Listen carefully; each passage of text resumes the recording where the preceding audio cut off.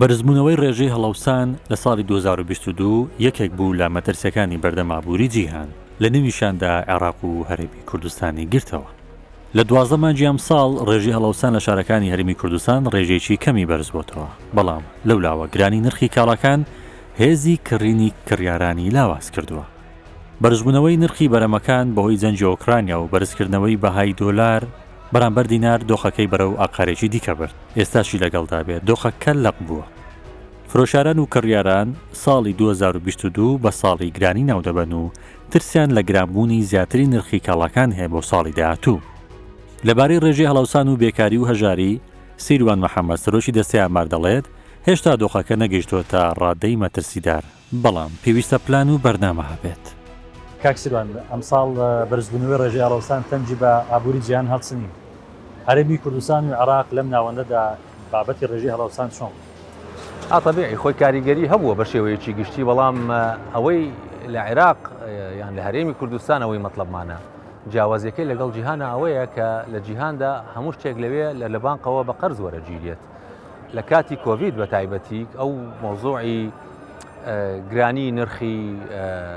گواستنەوە وای لێ هات کە زۆر لە نرخەکان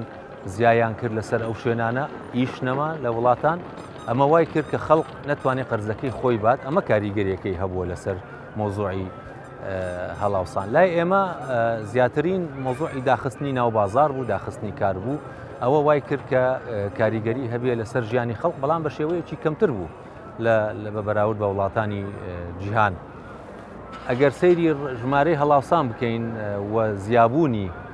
بە بەراورد بە ساڵی 2021ەوە کە دوایین راپۆرتمان هیمانگی 11 بوو، ڕێژەی زیابوونی هەڵاوسان لە هەرێمی کوردستان 5.7% بوو بە بەراورد بە مانگی 11 ساڵی 2021 کە هێشتا کۆڤید کاریگەری هەبوو. ئەمە ئەم ڕێژەیە هەبوو. ڕێژەی هەڵاوسانی مانگانەش هی ئەم ساڵ مانگی 11 لەگەڵ مانگیدا 1% زیای کردبوو. ئەویش زیاتری نەگەڕێتەوە بۆ زیابوونی نرخی ئەمپێری کارەبایی مۆلیدا کە وای کرد ئەو 1% زیاکە. بەرزترین یان زیاترین زیابوون لە پارێزگای هەولێر بوو و دواترین لە پارێزگای دوهۆک بوو، اینجا لە پارێزگای سێمانی بووە. بەڵێ کاکسیروان، لەبارەی مەترسیەکانی بەرزبوونەوەی ڕێژەی هەڵەوسان، ینی هەرێمی کوردستان مەترسی لەسەرە لەو بابەتە؟ ئەگەر زۆر زیاکە لە ماوەیەکی کەمدا طبیعی ئەو کاتە هێزی کڕین هین هاوڵاتیان کە ئەوانەی پشتیان بەستووە بە دیناری عێراقی کەمترە بێتەوە. ئەو توانایانە نامێنێت بۆ ئەوەی بتوانن بە هەمان شێوەی جاران کەلوپەلی خۆیان دابین بکەن. ئەو کاتە مەوزوعی ڕەفاهیەتی خێزان لە هەرێمی کوردستان ئەکەوێتە ژێر پرسیاریان، ژێر مەترسیەکی کەمەوە لە سەرەتادا، بەڵام ئەگەر درێژەی خەیان ئەو مۆزوعە زیاکات ئەو مەترسیە. ئێمە لە 2016 ئەو کاتە کە بارودۆخی ئابووری هەرێمی کوردستان و عێراق ناجێگیر بوو بە هۆی شەڕی داعش و قەیرانی ئابووری و مۆزوعی موچەی کەرتی گشتی وەمانە، مۆزوعی ئاسایشی خۆراک کاتە ناو باڕەتەکەەوە. ئەو کاتە زانیمان کە تەنها 2.1% خێزان لە هەرێمی کوردستان مەترسیان لەسرە، کە ئەو کاتە وەزعەکە زۆر خراپ بوو لە ڕووی ئابووریەوە. ئابووری هەرێمی کوردستان لە داکشان بوو، عێراقیش لە داکشان بوو. ئەمانە هەمووی وایان کرد کە خەڵق وەزعی تۆزێ ناڕەحەت بێ. بەڵام لە دوای 2010ەوە تۆزە کە وەزعەکە باشتر بوو، مۆزوعی ئاسایشی خۆراکی تر نەکەوتە بابەتی باس و ئەمانە. ئێستا ئێمە گەر بمانەوێت مۆزوعی مەترسی هەڵاوسان و ئەمانە پێوەرێکی بۆ دانین، بەلای ئێمەوە گرنگە وەکو دەستەی ئامار ئەو کارێکە کردومانە تاوەکو ئێستا مانگانە نرخی کاڵاکان و خزمەتگوزاریەکان وەرەگرین بە بەردەوام بین لەسەری و هەروەها هەوڵیش بین کۆی بەرهەمی ناخۆیی هەرێمی کوردستان کە دوایین ژمارە و ڕێژەمان هەیە 2010 ئەمانەوێت بۆ ساڵی 2023 دەری بکەین بۆ ئەوەی بزانین لە 2022 هیچ نەبێ بە بەراورد بە 2010 وەزعی ئابووری هەرێمی کوردستان بە چه ئاراستەیەک ڕۆیەوە. کاکسیروان، یەکێک لە بربەستەکانی بەردەم دەستەی ئامار لە هەرێمی کوردستان بوونی سەرژمێریە، هەم لە عێراق لە هەم لە هەرێمی کوردستان کە تۆ چۆن بتوانین ڕێژەی هەژاری بێکاریش دیاری بکەیت. ئەو باسە گەیشتە بەکوێ و چۆن هەوڵتان داوە کە لەگەڵ بەغدا قسە بکەن بۆی بە زووترین کات سەرژمێری بکرێت و ئێوەش دەرەنجامێک وەرگرن؟ سەرژمێری مۆزوعێکی فدرالیە مۆزوعێکی اتحادیە لە 2009 بڕیاریاننا کە سەرژمێریە ئەلکترۆنی لە عێراق ئەنجام بدرێ تا ئێستا ئەو مۆزوعە هەر بەردەوامە پێویستە عێراق بڕیارێکی تەواو بات کە ئایا سەرژمێری ئەکرێیان نا ئەمە لە ڕووی بڕیارەوە لە ڕووی جێبەجێکردنی سەرژمێری ئەلکترۆنیەوە ئیشێکی زۆریەوێ ئەوەی بینیومانە لە دوو وڵاتی ناوچە کە سەرژمێری ئەلکترۆنیان ئەنجام ماوە 2016 و 2007 لە وڵاتانی 15 مصر و ئوردن بوو کە بینیمان 3 تا 4 ساڵیان ویستووە کە تاوەکو ژێرخانەکەی حازرکەن ئێمە ئەو ئامادەکاریانەمان کە باسەکەم ئێمەڵین عێراق نەکراوە تاوەکو ئێستا ئەوەی من بینیومە وەکو ئەندامێکی دەستەی باڵای سەرژمێری عێراق و نوێنەری هەرێمی کوردستانیشم ئەو ئامادەکاریەکان کێشەکە دوانە یەکیان مادیە یەکیان تەکنیکیە ئەو توانایە نییە ئەوان لە عێراق کە ئەو ئامادەکاری و ژێرخانە حازرکەن و لە ڕووی مادیشەوە 2021 مۆزوعی قەیران و نەبوونی بودجە بوو 2022 هەر یاسای بودجە نەبوو لە عێراق ئێستا چاوەڕێی 2023 بزانین چەند پارەی بۆ داهەنرێ بە هەر حاڵ ئەوانی کە بڕیاری سەرەتاییان ناوە 2023 ئەنجام بدرێ بە بۆچوونی من زەحمەتە لەبەرەوەی ئامادەکاریەکان زۆری ماوە تەواو بێت بەڵێ لەبارەی ڕێژەی بێکاری لە هەرێمی کوردستان ینی ئەگەر پارێزگاکان وەربگرین ینی ئەو هەوڵانی ئێوەکو دەستەی ئامار وەرگین یان پێشبینیەکان وەربگرین ڕێژەی هەژاری لە هەرێمی کوردستان چۆنە؟ هەردووکیان ڕێژەی هەژاری و بێکاری پەیوەستن بە ئەنجامدانی دوو ڕووپێوی گەورە هی هەژاری دوایین ڕووپێو کە ئەنجام دراوە و ڕێژەکەی دەرهێنراوە 2010 ئەبوایە ئەم ساڵ ئێمە 2 مانگ لەمەوە پێش دەستمان پێکردایە بە ئەنجامدانی ڕووپێوێکی خێزانی گەورە بە هاوکاری بانقی دەولی بۆ ئەوەی ساڵێ بەردەوام بێت چکە مۆزوعی ڕێژەی هەژاری مۆزوعێکی گرنگە تۆتەوێ بەڕاستی دەریکەی بزانی چەندە بۆ ئەوەی ڕێژەی هەژاریش دەرکەی ئەبێ هێڵی هەژاری دەرکەی ئەو هێڵە کۆن بووی 2012 2022 کەوتم ئەوای ئەوروپیەوە دەست پێ بکەین دەست پێ نەکرا لەبەرەوەی کێشەی ئیداری و ئیداری ئەتوانم بڵێم لە بینی وەزارەتی دارایی عێراق و بانقی دەولی دروست بوو ئەو پارەیە کە تەرخان کراوە بۆ ئەو ڕووپیەوە لە بانقی دەولیەوە هاتووە کە بریتە لە نزیکەی 4 ملیۆن و 300,000 دلار بۆ عێراق 950,000 بۆ هەرێمی کوردستان بوو بۆ دەستەی ئامار بوو کێشەی بۆ دروست بوو تا ئێمە ئەو ڕووپیەوە ئەنجام نین و نەزانین ئەو گەڕانکاریانەی کە ڕوویان ناوە لەسەر بابەتی خەرجی خێزان ناتوانین بڵێن ڕێژەی هەژاری چەندە بەنسبەت بێکاری لە ناوەڕاستی ساڵی 2021 ڕووپێوی بێکاریمان ئەنجامە بە هاوبەشی لەگەڵ عێراق ئێستا راپۆرتەکەی تەواو بووە ڕێکخراوی کاری جیهانی وردبینی کۆتایی بووە کا بۆ ئەوەی لە نزیکترین کاتە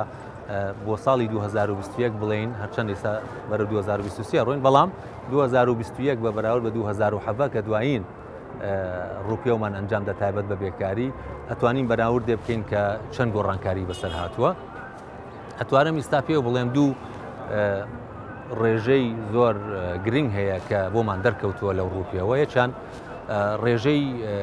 بەشداریکردن لە هێزی کاردا ئەوەیە کە تۆ چەندت هەیە لە تەمەنی 15 بۆ 64 ساڵ چوونەتە ناو بازاری کار جاران لە 2007ەوە بڵێن نزیکەی 39 لە سەدی دانیشتوانی 15 بۆ 64 لە ناو هێزی کاردا بوون ئێستا بە پێ ڕووپێوەکەی کە ئەنجاممان ناوە گەشتۆتە 45 لە سەدواتە خەڵقێکی زیاتر چۆتە ناو بازاری کار یان کارەکەیان بە دوای کاردا دەکەڕێ و بێکارە ئەمە ڕێژەیەکی گرنگە کە پێویستە ئیشی خۆیان هەیە و بزنسی خۆیان بەڵێ یان ئەوانەی کە بە دوای کاردا دەگەڕێت کە هەردووچیان ئەگرێتەوە نەمەسم موچەی حکوومەتیان نەناوە هەموویەکی حکومی و ناحکومی هەموو یەکرێتەوە ئەو ڕێژەی تری کە گرنگە بۆمان و ئەمە ئەتوانی وەکو پێوەرێ بەکاری بێنی بۆ ئەوەی بزانی تۆ ئابوورێکە چۆنە جوڵێتەوە مۆزوعی چوونە ناو بازاری کەرتی تایبەت لە 2007 لە سا 45 ئەوانەی کە کاریانە کرد لە کەرتی گشتی بوون لە سا 55 لە کەرتی تایبەت بوون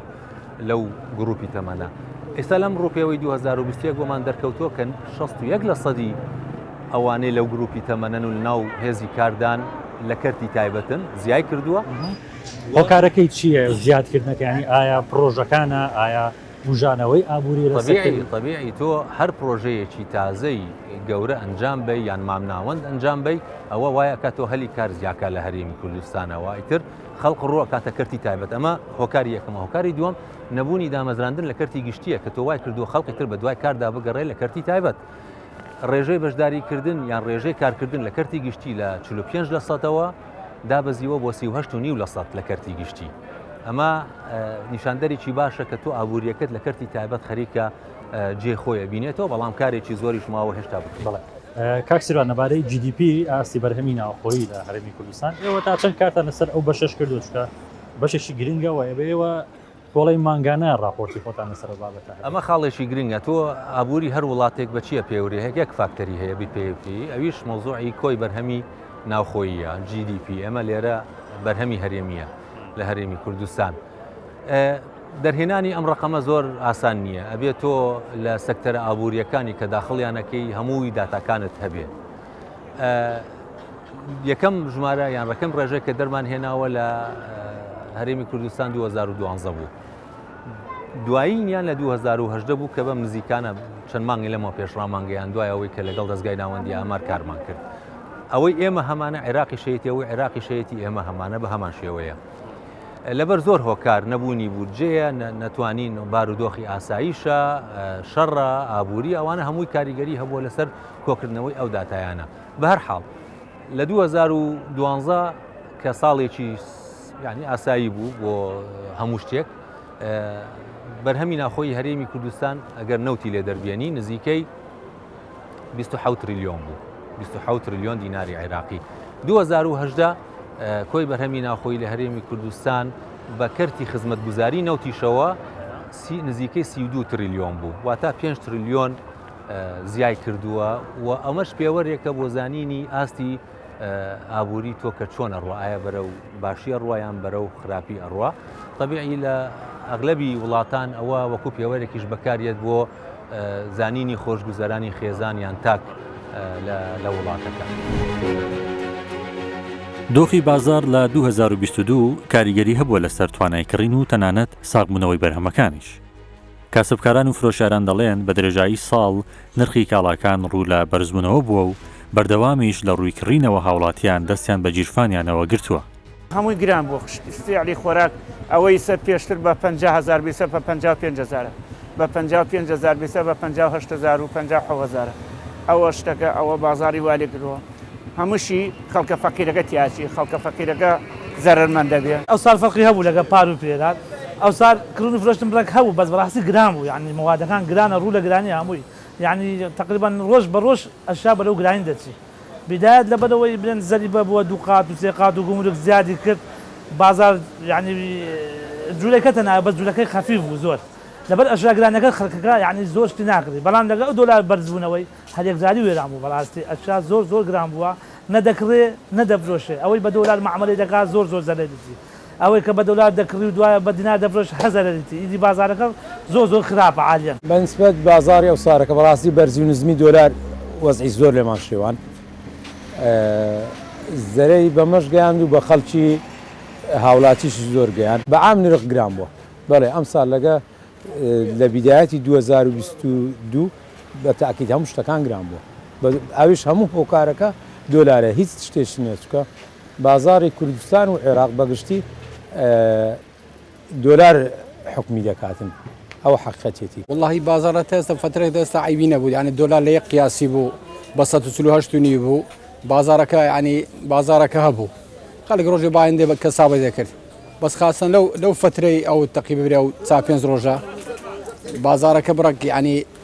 بڕک خەلەلوش کەتەنە دۆلار گران بوو ئەشیا گران بوو. ئابووری هەرێمی کوردستان و کۆی ئاستی بەرەمی ناوخۆیی بە جوورەی راپۆرتەکانی دەستەی ئامار بەرەو بوژانەوە هەنگاو دەنێت.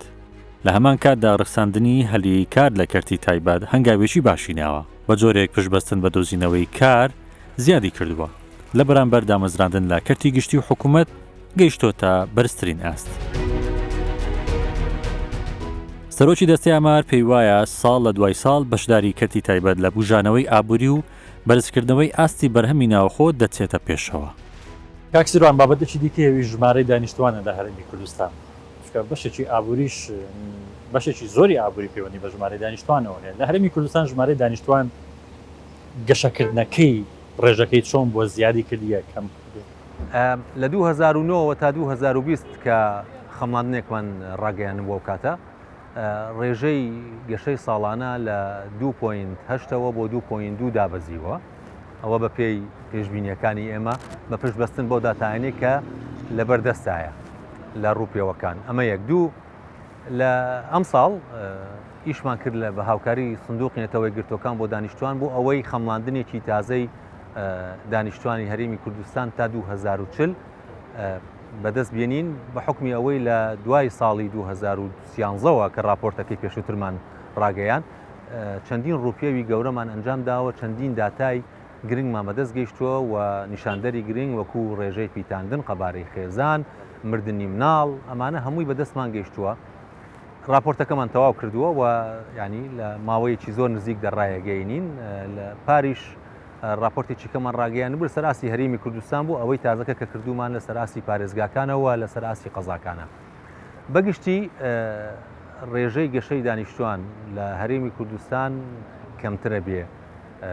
لە گەشەکردن ساڵانە لە گەشەکردن ژمارەکە زیاکە بەڵام گەشەکە کەمترە بێ لە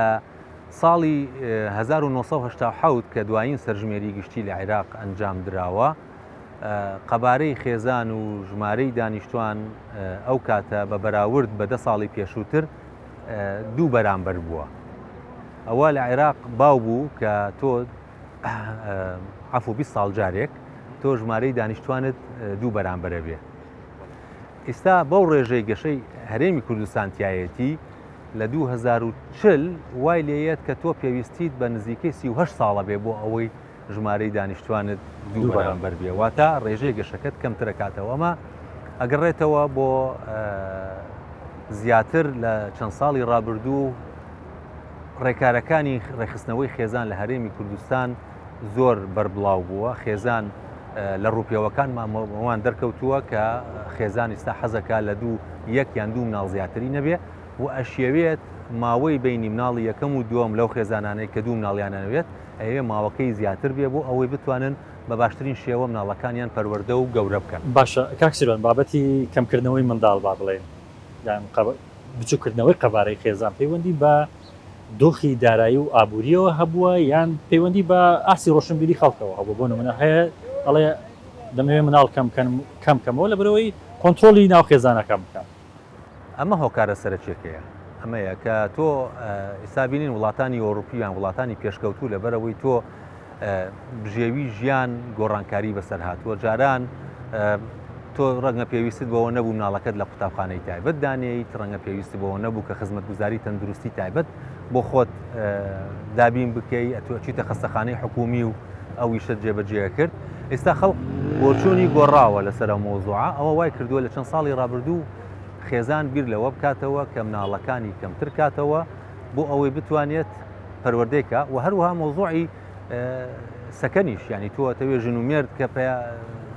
ژیانی هاوسەرگیری پێکەینن ئەیانەوێت ژیانێکی ئاسوودە بۆ خۆیان پێیاکەن لە خانوویەکیان لە شوقەیەکیان لەوە هەمووی کاریگەری هەیە لەسەر مۆزوعی ژمارەی مناڵ اینجا لێرەدا مۆزوعی سیاسەتی دانیشتوان زۆر گرنگە کە دیسانەوە باسی بکەمەوە کە هەموو جارێ باسم کردووە ئەبێ سیاسەتێکی دانیشتوانمان هەبێ پشتی بەستێ بەو داتایانەی کە هەیە بۆ ئەوەی پێشبینی بکە کە لە ماوەی چەند ساڵی داهاتوودا تۆ بۆ دانیشتوانەکەت پێویستە لە بوارەکانی هەلیکار لە بواری تەندروستی لە بواری پەروەردە لە بواری نیشتەجێکردن ئەمانە هەمووی سیاسەتێکی بۆ دانی بۆ ئەوەی بتانی ساڵانە وردبینی بکەی هەڵسەنگاندنی بۆ بکەی بزانیت لە چه ئاسێکدایە مۆزوعی داتا و خودی داتاکە بەدەستە ئێستاکە هەمانە ئەوە نەی بکرێ ئەتوانێت سوودی لێوەرگیرێ بۆ ئەوەی ئەم سیاسەتانە دابڕێ داتا وەکو داتا ئەگەر باسی بکەی معنایە ناگەینێ ئەگەر تۆ سیاسەتێک نەبێ پلانێکن نەبێ بۆ ئەوەی چۆنیەتی ئەم داتایە بەکاربیێنی بۆ ئایندا بڵێ کاکسیوان لە ڕووی ئابوووریەوە ینی ئەمە باشترە ژمارەی دانیشتوان زیاد بکەین یاخۆت بچووکەین ژمارەی دانیشتوان بە بۆ چوونی من زۆری ژمارەی دانیشتوان معنای ئەوە نییە کە تۆ وەزعت باشە وڵاتانی هەیە ئەزانین ئەبینین مصر و غێری مصر کە وەزعیان چۆنە لە ڕووی کۆمەڵایەتیەوە لە ڕووی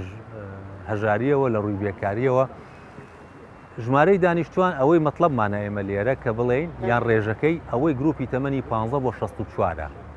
ئێستا 61 لە سەدی دانیشتوانی هەرێمی کوردستان پێکدێنن بۆ ئەو گروپی تەمەنە باسەکەین چکە ئەو گروپی تەمەنە چالاکە لە ڕووی ئابووریەوە ئەتوانێت بەشداری بکە لە گەشەسەندنی ئابووری 20 ساڵیکە ئەو گروپی تەمەنە هەر لە زیابووندایە بۆ لەبەرەوەی ژمارە مناڵ کەمە بێت و ئەو ڕێژەیە زیاکە ئەبێتە 65 لە سەد کە 65 لە سەد تۆ ئێمە پێویستە تا 20 ساڵی کە سیاسەتێکی وا دانین سوود لەو گروپی تەمەنە وەرگرین بۆ گەشەی ئابووری کە زۆر گرنگە ئەمە پێڵێن دیموگرافیک ویندۆ یان ئەوەیە کە تۆ پەنجەرەی دیموگرافی کە ژمارەی دانیشتوانەکەت و ڕێگات پێدەدات بۆ ئەوەی تۆ گەشەی ئابووری بڕەخسێنی. بۆ ساڵی 2023 چ پلانێکتان هەیە دەتانەوێت چ پلانێک جێبەجێ بکەن بۆ کۆنتڕۆلکردنی بارودۆخەکان؟ بەڕاستی ئێمە کۆتایی مانگی 11 لەگەڵ سەرەتای مانگی 12 لە پارێزگای سلێمانی وەرکشۆپێکمان ئەنجامدا هەموو بەڕێوەبەرەکانی ئامارمان برد هەموو بەرپرسی بەشەکانی ئامار لە دەستەما برد بۆ سلێمانی بۆ ئەوەی بزانین بۆ ساڵی 2023 چ ڕووپێوێک پێویستە ئەنجام بین و چنەوە هاوکاریەکەمانەوێت لە ئەنجومەنی وەزیران بۆ ئەوەی ئەو بودجێمان بۆ دابین کە ئەم کارانە ئەنجام بین ئەوەی لای ئێمە مەطلبە و ڕێککەوتین لەسەری کە ئێمە زۆربەی ڕووپێوەکان ئەنجام بین بۆ ئەوەی ڕقمێک بۆ GDP دەربێنین بۆ هەرێمی کوردستان لە کۆتایی ساڵەکەیان لە ناوەڕاستی ساڵەکە ئەگەر توانیمان هەروەها ئەو ڕووپێوانەی کە گرنگە بۆ کەرتی ئابووری کەرتی کۆمەڵایەتی کەرتی پەروەردەیی ئەو ڕووپێوانەمان دەستنیشان کرد کە بتوانین کاری لەسەرکەین و جێبەجێکەین و نیشاندەرەکان دابینکەین. دوایین پرسە لەبارەی داکەوتنی بەهای دینارە بەرامبەر بە دۆلار ئەمە خوێندنەوەت بۆی چییە؟ تا ئێستا کاریگەریەکانی هیچ نییە یعنی ئەمە مۆزوعی 2020 مانگی 12 ساڵەمەوە پێشکە بەهای دۆلار بەرامبەر دینار گۆڕانکاری بەسەر هات کاریگەریەکەی ڕاستەوخۆ نەبوو تۆزێکی ویستماوە تاوەکو کاریگەریەکەی دەرکەوێت لەسەر نرخی کەلوپەل ئەوەی دیارە کە ئەگەر ماوەیەک ئەم نرخی دۆلار بەرامبەر دینار ناجێگیر بوو بۆ شێوازێک کە بڕواو بێتەوە کەم و زیاکە کاریگەریە بێ لەسەر نرخی کەلوپەل بە تایبەتی نرخی خۆراک و کاریگەری شێبێ لەسەر بازاری گشتی بازاری عقارات بازاری کڕینی ئۆتۆمبیل و ئەمانە هەمووی چکە خەڵق ئەو کاتە نامستەقر ڕەبێ ئایا پارە بایان پارە نەدا پارەکە لای خۆی دانیان نەیە. بەشێک لە ئابووری ناسان هەنگاوەکانی حکوومەت بەرەو ئابوورێکی فرەچەشن بە ئەرێنی ناودەبەن و پێیان وایە زۆری پرۆژەکان وای کردووە هەلی کار زیاتر بڕەخسێت. ئەم هەنگاوەش کاریگەری باشی هەبووە لەسەر بژێوی ژیانی هاوڵاتیان. هەروەها پێشنیاز دەکەن حکوومەت گرنگی زیاتر بە کەرتی تایبەت بدات و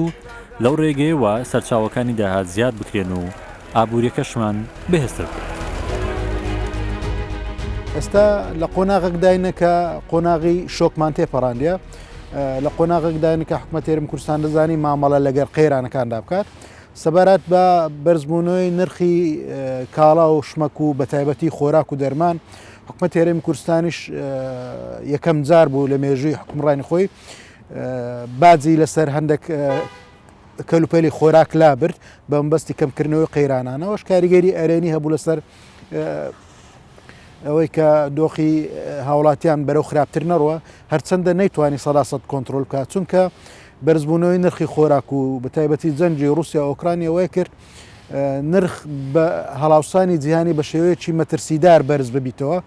بەداخۆ زۆربەی ئەو کەرسانی لە ناو هەرێمی کوردستانش هەن هاوردەکراون لە دەرەوە کەواتە ئەمە هەڵاوسان لە دەرەوە هاوردە دەکەیت. 2022 هەڵبەزین و دابەزین لە ڕووی نرخ هەبوو بەپێی ئەوەی کە چەند کێشە و جیرۆگرفت و حاڵەتی جەنگ هەبوو لە بینی رووسیا و ئۆکرانیا کە ڕوویدا ئەوە بۆ یەکێک لە کێشانەی کە لە هەندێک ڕۆوە نرخ بەرز بێتەوە لە هەندێک کاتدا بێگومان ئەوانە هەموو کاریگەری هەبوو لەسەر وڵاتانی جیهان بەگشتی و بێگومان لەسەر عێراق و هەرێمی کوردستانیش کاریگەری هەبوو بەڵام ئێماگەر بەگشتی باسی بازرگانی بکەین لە بۆ هەرێمی کوردستان یاخود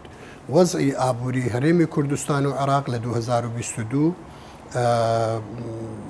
وەزعی ئابووری یاخود برین جوڵەی بازرگانی بە شێوەیەکی بەرچاو زیادی کرد لەگەڵ ساڵی 2021 و ئەوە تا هەناردەی تورکیا نزیک بۆتەوە لەو ژمارەیە کە لە 2013 هەناردەی عێراقی دەکرد و پێم وایە ئەو ساڵ لە 2022 گەیشتۆتە هەمان ئاست کە نزیکەی 13 میلیارد دلار بوو و هەروەها لە وڵاتی ئێران و وڵاتانی سین و ئیمارات و ئەوانەش هەناردەی زۆر هەبووە لە بۆ وڵاتی عێراق. دەستەی ئاماری هەرێمی کوردستان ساڵانە راپۆرتی خۆی لەبارەی کۆی جم و جۆڵە بازرگانی و هەروەها ڕێژەی هەڵەوسان و ژمارەی دانیشتوان و ڕێژەی هەژاری و بێکاری بڵاو دەکاتەوە. بڕیاریشە لە ساڵی داهاتوودا ڕوپێویەکی فراوانتر لەبارەی ژمارەی دانیشتوان و هەروەها دیاریکردنی ڕێژەی هەژاری و بێکاری و ڕێژەی هەڵەوسان ئەنجام بدرێت.